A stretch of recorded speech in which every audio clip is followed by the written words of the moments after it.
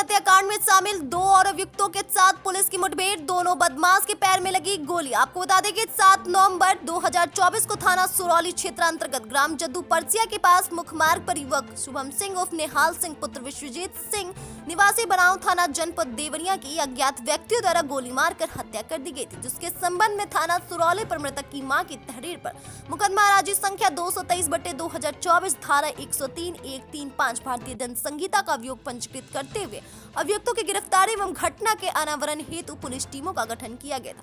Police team द्वारा 12 नवंबर 2024 को police मुठभेड़ में 3 अभियुक्तों को गिरफ्तार किया गया था।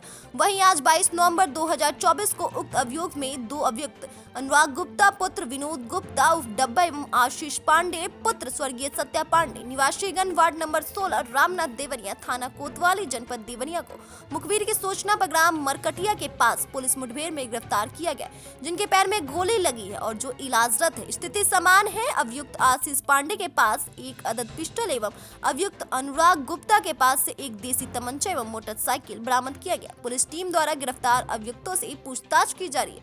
नियमानुसार अग्रिम विधिक कार्रवाई की जा रही है। BNY न्यूज के लिए देवरिया से मोइन खान की खास रिपोर्ट।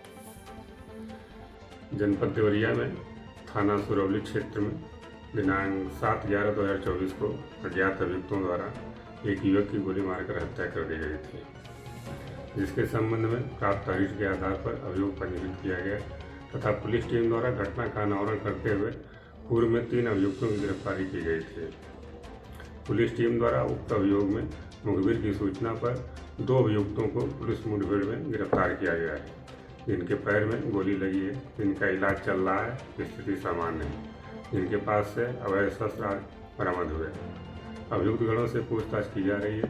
नियमानुसार विधिक कार्रवाई की जा रही है।